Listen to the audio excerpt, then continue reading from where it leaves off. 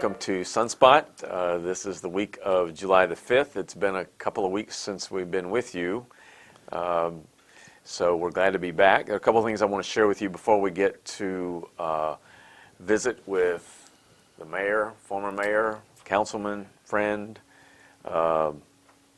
city expert, David Hill. So a couple things. One is that we have a promotion that launched today in the Waxahachie Sun and the Dessert Spot downtown. If you've never been to the Dessert Spot, it's a family-owned business on the corner of College and Main, part of the Rogers Hotel essentially, and really the best desserts I've had in a long, long time. Biggest cookies, great cheesecake, great people, wonderful ambiance, all of it's right there at the Dessert Spot. So the Waxahachie Sun and the Dessert Spot have teamed up to offer everyone who signs up for an annual digital subscription to the Sun to get a half dozen of big cookies, and I'm talking big cookies, at the Dessert Spot at no charge. So we're excited about that. You'll find all the details in the Waxahachie Sun, on Ellis Down Home, on our Facebook pages, and probably anywhere else. So please take a look, and we'd love to have you as a subscriber and give you some cookies. So that's pretty exciting. We have another promotion that we'll be launching next week involving Sunspot and the Sun. We'll tell you all about it. It's a way for you to win between $300 and $500 every month. Someone to win $300 to $500, probably not the same person, unless they're very lucky. But we want to just have some fun this summer and throw some promotions at you. So we'll announce more about that next week. Okay, all said. Welcome. Thank you. How are you doing? I'm doing fine. And Yeah. Your promotion there, I hope it applies to I've got a mayor's special Yeah. down there, and it's a 6-inch brownie with 2 scoops of Bluebell. Hey, So that we had to sounds rename it to the former mayor, but it's still the same price. still the same good stuff. Yeah, but it's and you have that about once a week is all you need. Yeah. So everybody needs good. to get down and get that one. Yeah, sounds good for sure. But seriously, about the the Dessert Spot, it is a wonderful place run by Elmo, and we call her Althea Harris. Really wonderful people, and they'll take great care of you. So a lot continues to happen in the city of Waxahachie. We're past politics, both in terms of election. Well, we have one more election actually that involves voters in Waxahachie, and that is the race Jake Elsie and Susan Wright. That, I believe, is July the, I don't want to give the wrong date, but I believe it's 15th. 15th. Yep. But local city elections are behind us now, and we're going to stay focused on some really good things that the city is doing. One of the things that takes up a lot of the time at the city is the budgeting process. It's about, I think, a 6-month or so process. The mayor knows more about that than I do, but as part of that process, there are workshops that are open to the public, and those started recently. And I thought, David, you could just weigh in on a little bit about those, generally speaking, but also maybe specifics about this recent one. I think was last week. So, Yeah, it seems like it was 2 weeks ago. It does, but but it was, I think it was last week. Right. Yeah, it is open to the public, and I think we had some public there. We did. And we had you, Yeah. Andrew, Chris Wright. Chris Wright came by and stayed for a while, Yeah. and I think a couple other people dropped by for a few minutes. Right. It's not as exciting as most people think it would be. And that's probably why people don't come, because we just basically sit down and we go from the very beginning of the process, which is about a 7-month process, to get to where we need to get to approve our budget for next year, so or for this year actually. And every department head has input, and we go over the figures, and I've got them with me today. Yeah. And it's only about 15 pages of just numbers. Yeah. And they all add up to a grand total, and we talk about our tax rate and what that's going to be for the year. So, What is the total budget I think number? it's about 102. 102 million. Yeah, 102 million. Yeah. I think 52 of it is our general fund. The rest of it is water, wastewater, Right. and 4% of it is Sims Library that we fund every year. Yeah. So, So there were maybe 5 or 6 folks from the community. Of course, Andrew Branca, one of our reporters here, is there to cover it so that we can report on it. And matter of fact, in Wednesday's Sun, there are several stories, at least 2 stories, about what's in the budget, things that council is either approved or working on, that sort of thing. So it's just want to remind folks that the budgeting process, when people say they want transparency, the budgeting process is right there for everyone to see and hear. And as David said, when I was there, Michael Scott, the city manager, was going line item by line item and discussing things big and things little, and there was discussion on some of it, not all of it. But some of the things that you may want to, I know that are special to you or important to you, we're going to talk about a couple of them here in a minute, but is there anything specifically out of that you wanted to share? I would just say that what you just said is what Michael does. We go line item by line item. We'll start off with things that are just recommended by each department head, what they know they need this year, and then they'll give you a 5-year plan of what we need going out through 2025, 26. So you're able for many years back in the past, in the infancy of the city, we really didn't have a comprehensive plan, and we didn't have a capital improvement program. So a few years ago, what we used to do was we would just walk in and say, we have a street that's no good. Do we have any money to fix it? Yeah. I mean, that was kind of a simple way of saying it. It was probably more detailed than what I'm presenting, but basically, we didn't have a 5-year plan where we looked at everything. We were able to survey stuff because technology wasn't available at the time to do what we're doing now. Right. So we actually, with our capital improvement program, we can actually look at, we could go 10 years if we want to go 10 years, really, but 5 seems to be sufficient to give us a good window of what's going to be needed going forward. And that's kind of included in what our budget reflects when we're going through this. We can actually look at what we're presenting this year, what's proposed, what's included, plus what's coming 2023, 24, 25, and 26. Yeah. So we're aware that if this year we're going to issue $40 million in bonds, 20 for the city, 10 for wastewater, 10 for water, that's for 22. Yeah. Well, it also shows you that you're going to have to issue bonds in 23 for another 8 or 11 million, and then you're going to have to do water for another 6, and streets, and so on and so forth. Yeah. So now we know what the cost is going to be going forward for those large capital programs that we're going to have to take care of. And this is doing just maintenance and reconstruction of old stuff. Right. This is not adding new streets, because we really don't do that until development comes. But this gives us it gives us a point in time right now where we are, and then what it's going to look like in the next few years as far as that debt goes. Right. And that helps you decide on if you want to include some of this stuff now, if you want to move some stuff up into this budget and eliminate some stuff out. That's why we have the workshop. Right. So it's a very open process. Anybody can ask any question. You can talk to any department head in the room that you want to. Right. And if you don't do it, then shame on you.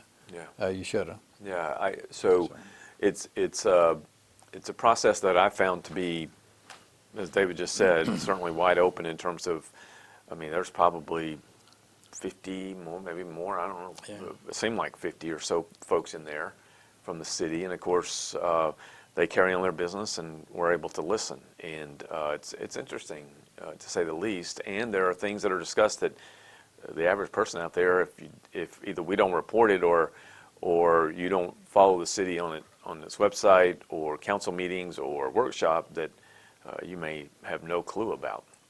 So I think it's great for the city to be able to put those workshops together and to allow folks to come in and see how things work. Two of the things that came up while I was there, and I was only there for a couple of hours, but I want us to discuss and let you weigh in on. One of them has to do with a new position at the police department that is focused entirely on mental health. As you all know, mental health is a big issue in this country, and despite those who want to blame guns for violence, it usually boils down to a level of mental illness in those who have the gun. So for me, at least, as I see it, mental illness has been the key, and it's very refreshing. It's positive. It makes me happy to hear about efforts being made to address that. So I thought I'd let you weigh in on what the police department is doing, the role council plays in that, and how it can make our community better and safer. I think it's. I talked to Chief Goolsby and Joe Weiser, our assistant chief.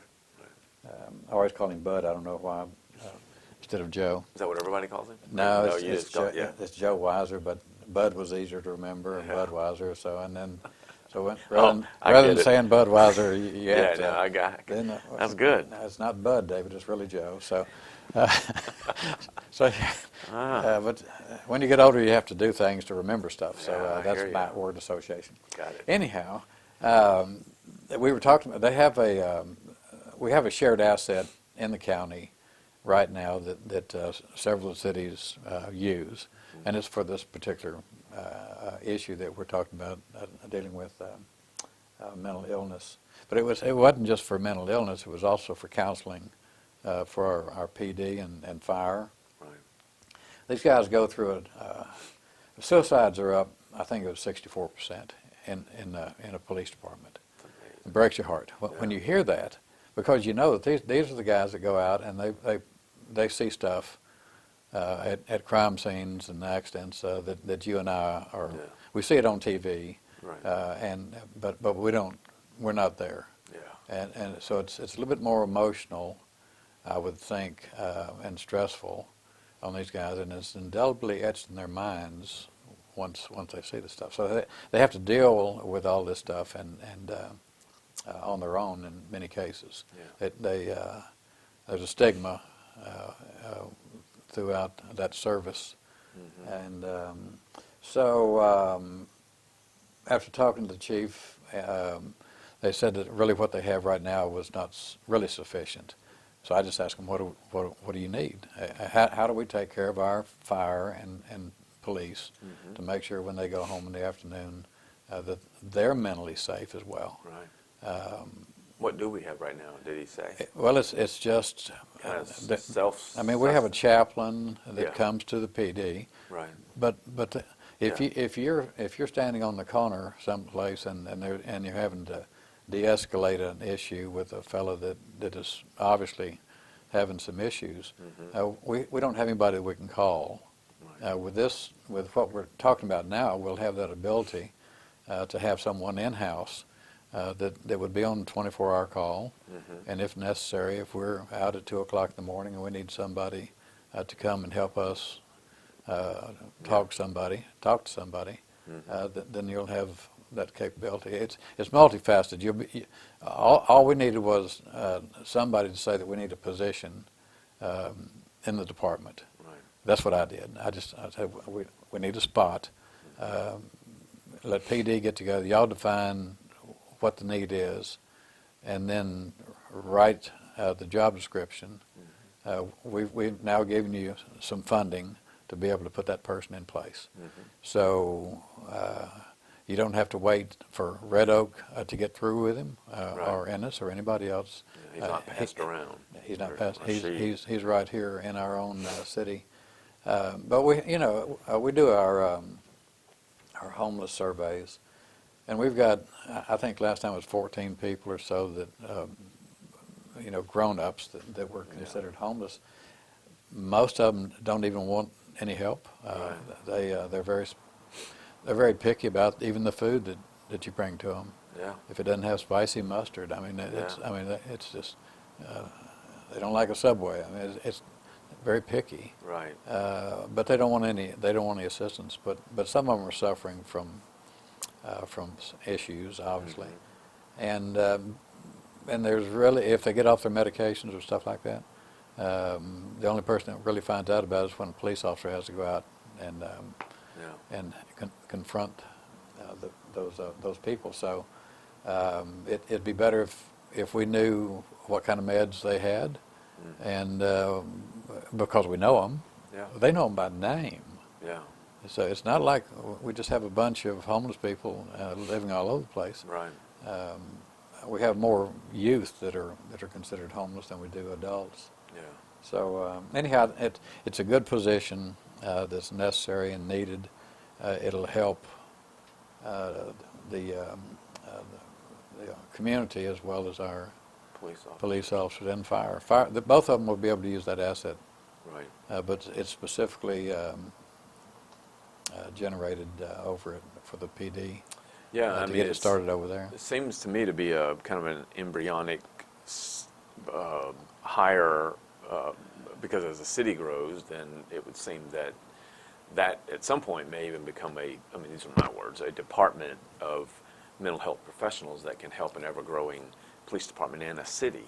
Yeah, well, the person that you're going to get is going to be, he will be a professional. I Right. mean, he'll have the education to do what he's doing. Mm-hmm. It's not really, some people say it's just a social worker. Well, it's really not. Right.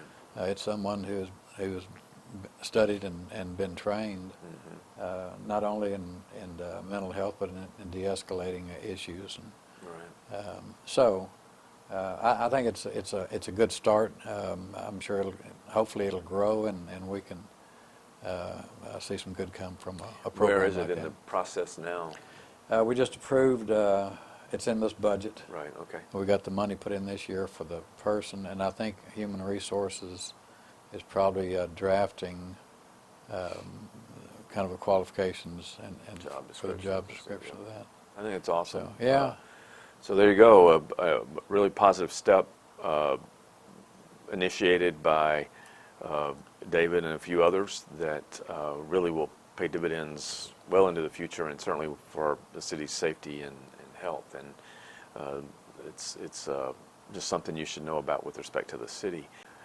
Another, while I was there, another issue that came up had to do with the fire department. And as you all likely know, there are fires. Thankfully, Texas, although West Texas, I guess, is maybe exposed or vulnerable to more fires, wildfires than we are. But certainly out west, California and other places, wildfires are a major issue and disasters in many cases. And firefighters from across the country often go and help, but they've got to be trained on how to fight those wildfires. So the fire department is interested in having wildfire training, and that came up last week, so I thought I'd let you weigh in on that as a positive step for our fire department and our firefighters. Right. It's another certification. It's a interstate kind of a mutual aid agreement that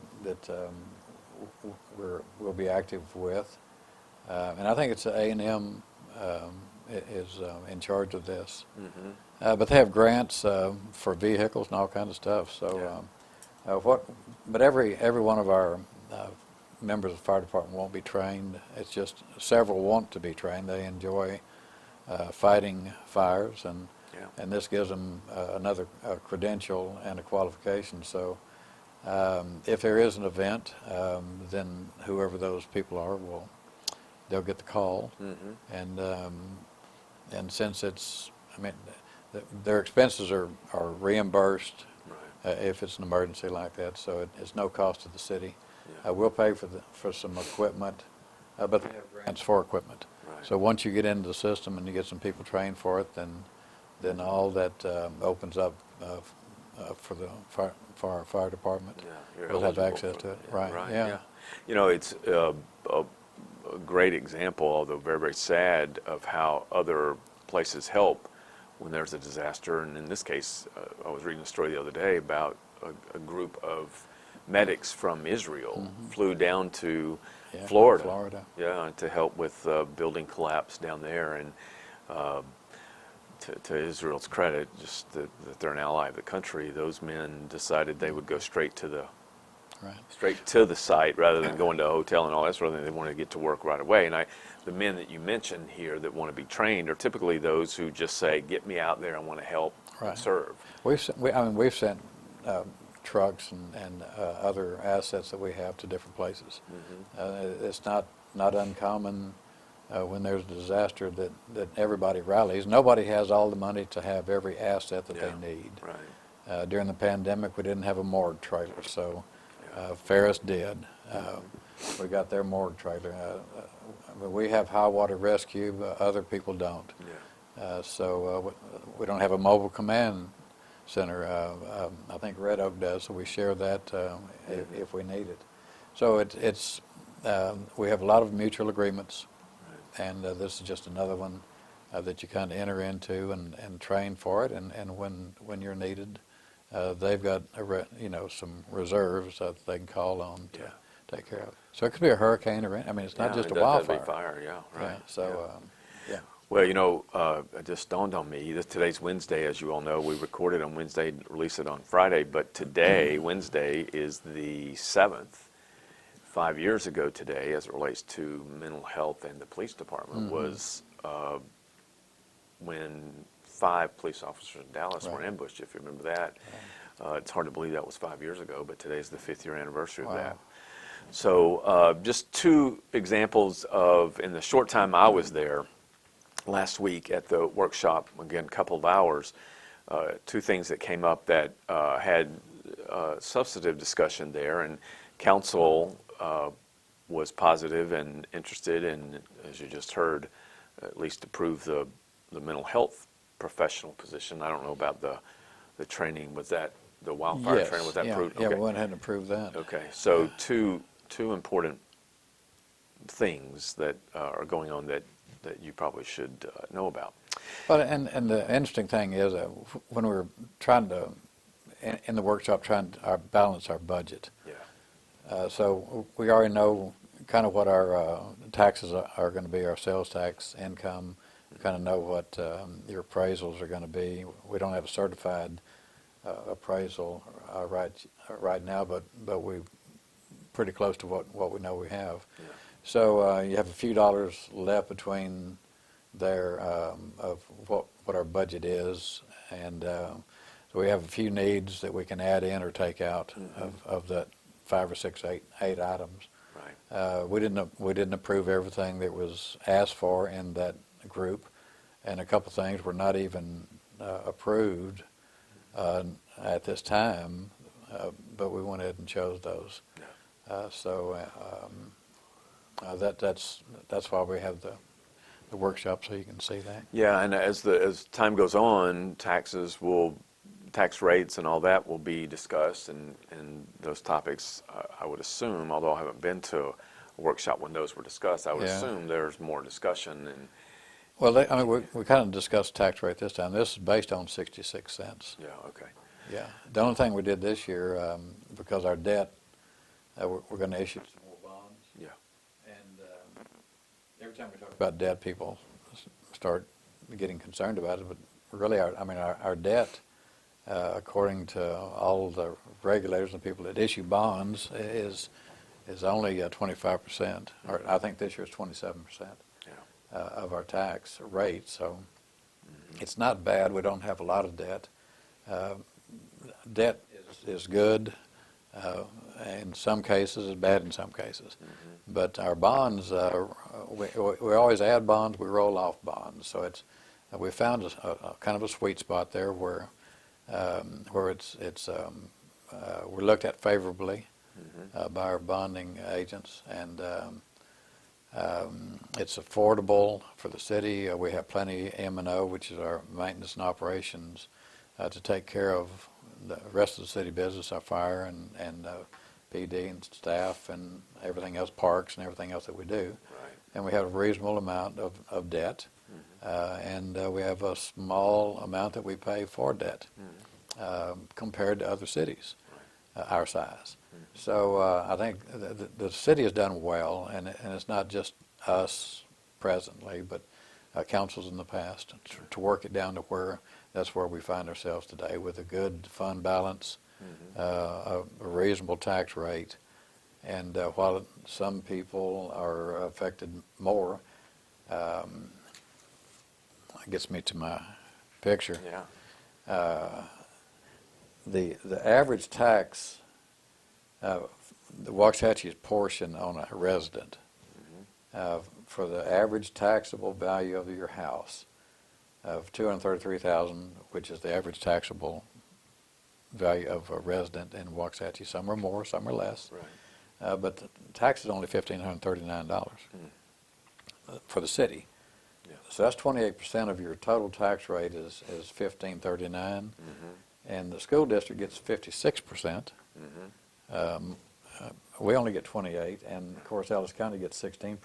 Right. So when you're looking at proportions that we get based on what other people get, Yeah.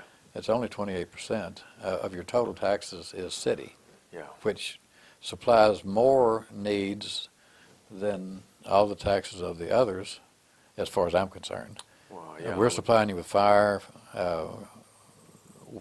sewer, water, streets, maintenance, parks, everything, Please. for 28% Yeah.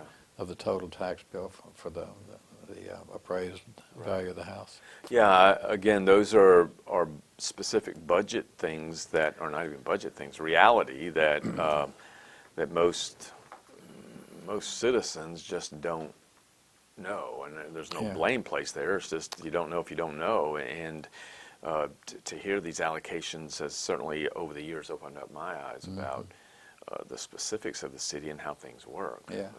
You know, it's similar to what you and I were talking about the other day with respect to the fire department and how many actual fires.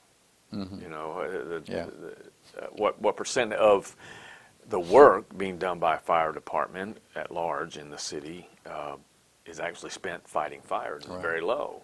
Yeah, most of it's emergencies. Yeah, right. Auto accidents, health, Right. heart attacks, and Yeah. that's how you'll see a fire engine running down the street, and you think there's a fire, but somebody's Chances are just it's not. Yeah, somebody's right. got high blood pressure, so we're going to check them out. So Yeah, so, well, that's good. Yeah. We'll continue talking more about the budget as we get closer to it being proposed. That is in, what, September, October? I believe you guys. October 1st October is the fiscal. Yeah, Okay. it starts our year. So we'll be talking more about the budget as we proceed down this road. Yep. All right, two other things we want to, actually two other things. Let's talk about the Texas Theater real quick. For those of you that have been down to the square, you know what a great place it is, how iconic our courthouse is, and just the feel of Texas and in the square in Waxahachie. Americana. Yeah, Americana, that's good. And part of that square is a Texas Theater that some may know about and some may not. But there are some things happening with the Texas Theater, and I thought I'd let the mayor share with you what those are. So, Well, update it. it's a short story. Yeah. Yeah, but it's a good story. We had a Zoom call with the owners of the theater a couple, maybe 3 or 4 weeks ago. Yeah. And basically what hold up on the Texas Theater, developing the theater, was the fact that we don't have fire protection on that side of the square. So after talking to them, our mutual agreement was that we would explore to see where water is and how we can accommodate re-engaging to get the thing developed. Right. So it's been 3 or 4 years back and forth, and everything went silent for a long time. Nobody talked. So finally we were able to get back together and talk about it. But we found water across the street on College Street, So we'll be able to come across College through the back of the alley and get a 5-inch main, I think is what it's supposed to be, to get fire protection to the Texas Theater. And fire protection, just They the need, sprinkler they need system. to sprinkle the place. Yeah. It's all wood. If it goes up, that whole side of the street goes out. Yeah. So if we get water over down that alley that goes all the way past to Happy's, it'll dead end at Happy's. So that would give the Getz Dinners building, Texas Theater, Happy's, and the other building that's in the middle there. That'd give them the ability to add fire protection if they chose to. So now we're working in the right direction. We're going to be able to get the one thing that has held up the development of that Texas Theater. Don't know what they're going to do. We haven't got the answers back, other than we've sent them the information, told them that we can get water there, and so we'd probably get together and try to redo the 380 deal, and the new council will have to weigh on that economic development and all. We'll look at it, but at least we can resolve the one issue that seems to be holding up. Yeah, so the Texas Theater holds what, 300 or so people maybe? It's a small Something like venue, that. yeah. But it's small. It's I use the word. I'm too old to be using this word, but it's cool in the sense that it's just it's part of downtown square, and it's to have it operational and things happening would just be one more reason to come downtown. And if we run the water down the back of the alley, we'll clean the alley up, make it a walkable alley. Right. So if they want to use it as a restaurant and expand into the alley for outside dining, if they need to add a dressing room, we'll be able to accommodate that kind of stuff. That'd be awesome. Yeah, so sure. it's being discussed, and it's a good thing. Very good. Yeah. All right, last topic is a rather big topic. We won't spend forever on it, but there was discussion last night. Again, today's Wednesday, so last night was Tuesday. Because of the holiday, council had its normal meeting, which is on a Monday, on Tuesday. So you'll hear this on Friday. So on Tuesday night, the council discussed charter amendments for the city. And charter amendment, two words that say a whole lot about the work that has to go involved and what really is the point and so on and so forth. So I thought we could give maybe a 2-cent version of that as you see it, and maybe a little bit about the discussion last night.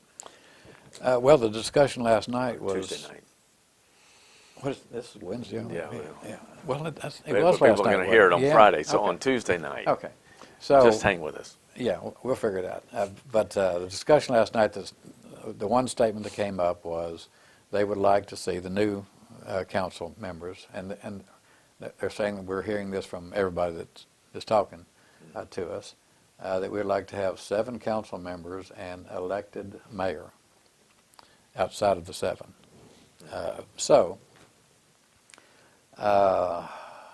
Set that aside. Our charter is a home rule charter. You have to have at least 5,000 people population. Everything below 5,000 is general law, incorporated areas, and so they have to do exactly what state law and federal law says. They have no flexibility. So everybody with 5,000 and up, they have the option to go to, which is only 400 cities in the state of Texas. We're number 86 in size at 43,000. So out of the 400 cities that are above 5,000, 291, I believe, are home rule, and the others are general law, but that's some of the smaller cities with 8,000, 7,000, and so on, so forth. So a general law has to do what the law says. A home rule has to do what the law says, what the Texas Constitution says, but where the law is silent on any issue, we have flexibility to do what we want to do. So for people that want to have the right to have grassroots whatever, and the ability to change and be flexible, home rule is the way to go. Dallas is home rule. Houston is home rule. Yeah. They vote for their mayor and they pay their mayors, and that's an option. If you want that, you can. But basically, what we have here is nobody wants to pay the mayor, but you want a mayor that you're going to elect. Right. So it got down to me, and I'm a simple kind of guy.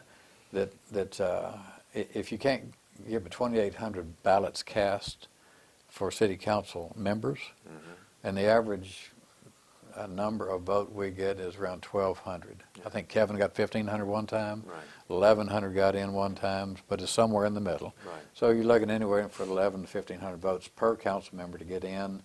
You want to add 2 more because of why, I'm not sure.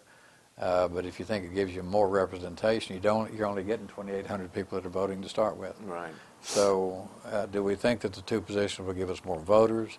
Do you really think that more people come out to vote for a mayor standalone than vote for city council members? I don't know.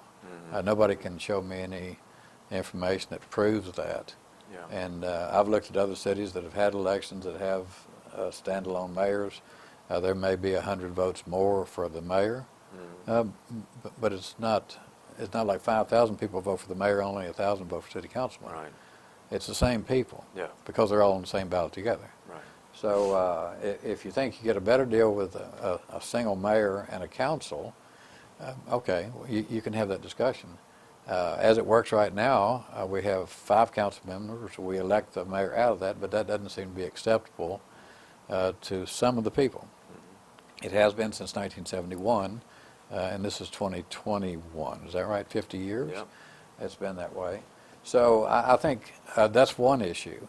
Do you want to add council members, and do you want to elect the mayor separately? Would he have veto power? Would he be a 1-year term? Would it be a 2 or a 4-year term? I mean, does he run on the even years, the odd years? Right. So a lot of thought has to go into this stuff. Our first charter was in '71. We had 15 members on their charter commission that drew up the first charter. Some notables. If you Right. just go and read them, you'll know who they are. Most people that live here will know who they are. So this time we'd probably have to get another commission together. Last night they told us it would take 760 days, I believe is what they said, 2 years to go through and scrub the charter. That's what everybody thinks we need to do. Yeah. And come up with this new process with the committees, the commissions, the public hearings, and everything goes. So it would take us 2 years. 2023 would be the first possible year that we'd be able to get on the next May election. Yeah. So every 2 years we can open the charter up and do something. So if you want to do that, fine. If you want to go through and change all the charter, everything is antiquated and been superseded already by law, just because you want a fresh piece of paper and a new, fresh document, then you can do that too. When you do that, right now, law trumps us. So if the law changed in the 86th or the 87th, Senate Bill 2s, House bills, whatever it is that applies to cities, it applies to cities. Right. And it means that you have to do that. You don't have, there's no variance. So we're already governed by that. So changing our charter just to get the antiquated stuff out means nothing because it's already out, just by the fact that the law has been changed. So all we do is make a note on the old charter and say, well, that doesn't apply to us anymore. Yeah. We don't get to do that anymore. Right. So, but if you want a fresh charter that's up to date, you'd almost have to do that almost every legislative session because they're constantly changing the laws these days. Like we talked about the last time, 6,000, 7,000 Right. bills that went through there were written, and how many passed. Yeah. So it costs a lot of money to do this. It's going to be How 2 much? years Do you have any idea how much? of lawyers, Yeah. and you're going to be paying them to do it. Yeah. So last time, and plus the election, everything's It's a different. lot, yeah. And I don't know how much, but it's 100,000 and more. Yeah. If that's where we're going, I mean that's if the citizens are saying that, I'd put it to a vote. Yeah. And get that out there first and say, do you really want to go? Here, because every item you change is going to be a proposition. So if you decide you want to change one item in there, I just looked at a chart the other night. The people are doing the same thing in a small town with about 20,000 people. They had 26 different propositions to change their charter. And each one of them, if you don't know what that issue is, if you haven't studied the charter to see what it is or what's being changed, you got 26 items that people are going to go through, and if they vote like we've done in the past, it's just every other one we're going to vote yes, no, yes, no, yes, no, yes, no, yes, no, and then the charter falls apart because some of them are dependent on the other to stand. Right. Once you knock that out, then you've lost the body of the charter. Yeah, so you spend a lot of time in a ballot box, or at the ballot box when you want to change the whole charter. From where I sit, the issue of voting for a mayor at the city council level, when it's opposed, and I've only seen a couple times in cities I've lived in where that's opposed, it's usually by those on council who want to be mayor, but know they don't have enough votes at the council level. That's certainly a motivation for those folks to say, well, if I'm going to be mayor, if I'm going to have a chance of being mayor, which I really want, the only way I'm going to get it or have a chance at it, unless this whole council changes soon, is at the voter level. Right. So in that case, that's putting one's own self aspirations above other things and other people. But if the people on council don't like you enough to vote you as mayor within that group, what benefit is it if you go out and run for the mayor position and still have to come back and work with the 4 people that didn't like you enough to make you mayor? Yeah, I don't see the. So you get to be the mayor. I mean, what I'd rather do is forget changing all this stuff and just whoever that person is, let's just we'll call you mayor. Right. I mean, you're not going to be mayor, but we'll call you mayor if that's just really what you want. We can get some cars made up, but to spend a couple hundred, and maybe a couple $100,000, just to get to that position to find out that no. And if you want to run for mayor, you got to vacate your council seat to run. Yeah. So you lose your council seat. If you lose mayor, then you're out. Yeah, you have to wait the next cycle to run again if that's what you want to do. Yeah, I mean, I can see a lot of challenges, a lot of issues embedded in all of that. The one thing that I wish we had here is that with respect to the position of mayor, is that it wouldn't be a once-a-year potential change.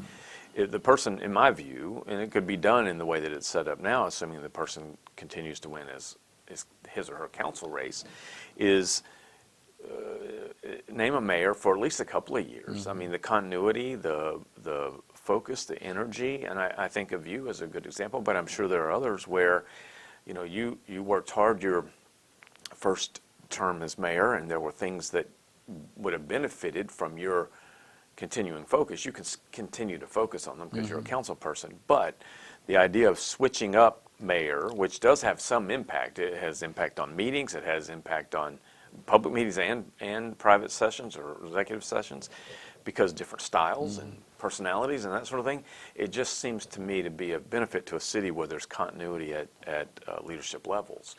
Well, and it does.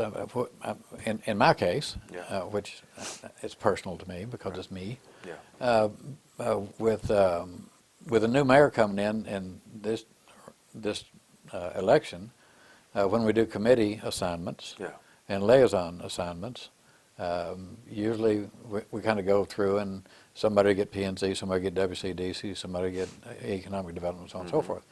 I got 4 committees that don't meet. They're the 4 committees that nobody ever wants, and that's what the new mayor gave to me as a liaison, which means I don't go to any of those meetings because They don't meet. one of them's never met. Yeah. And the other ones, if they need you, they'll call you. Regional transportation and COG meetings and stuff like that. Yeah. So when you change the head, it has a ripple effect, and things change.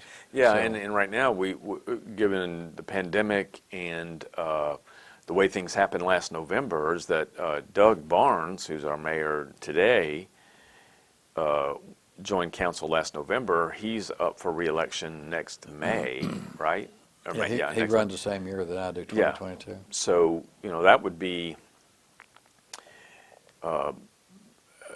he's been on council a short time, which, Well, but 6 months. yeah. So the pandemic threw a kink into some of this, but with respect to the mayor only being in that spot a year, I think is a detriment to the city, unless it's a lousy mayor. Yeah, But you could do a 2-year term. sure, and I mean Real that's easy. what council people are now, 2-year terms, and we don't apply 1-year terms to people in politics for good reason.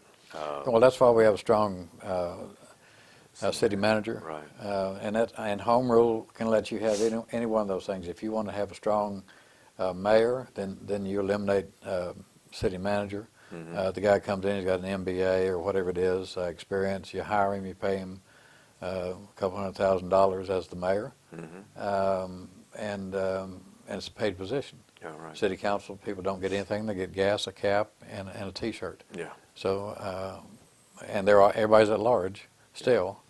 Right. You can do that in home rule, or you can do it the way we do it right now, which is our home rule is, like I said, out of the 400, 290 are home rules.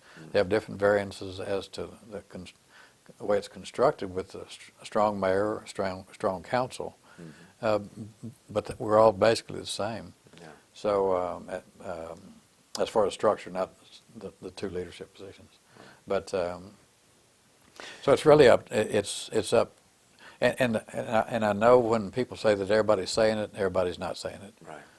There's a group at a coffee shop someplace that are talking about this kind of stuff. There's a group over in the Republican Party that are talking about this kind of stuff, that this is how you want to structure these things. Right. And there may be a group in the Democrat Party. I don't know. Right. But I do know that there are small circles of people doing it. 90% of our people that live in Waxahachie wake up every morning, they bathe and dress their children, they go to work, and they come home in the evening, they play soccer, they eat supper, they go to church, and they just live life. And everything else is taken care of around them. They have water when they turn it on, they flush the toilets, it disappears. They drive on the streets, most of the time they have they're not dodging potholes. Right. If you listen to some people, you think that every street in the city was falling apart. Yeah.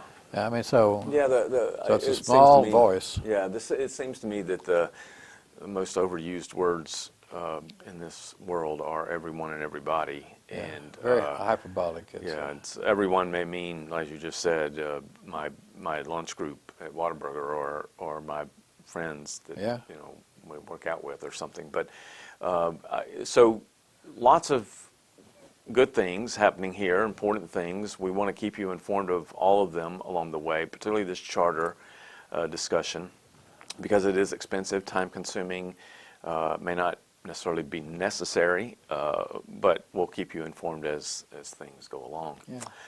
Well, thank you again Thank you for your time. It's good to see you and be with you as always.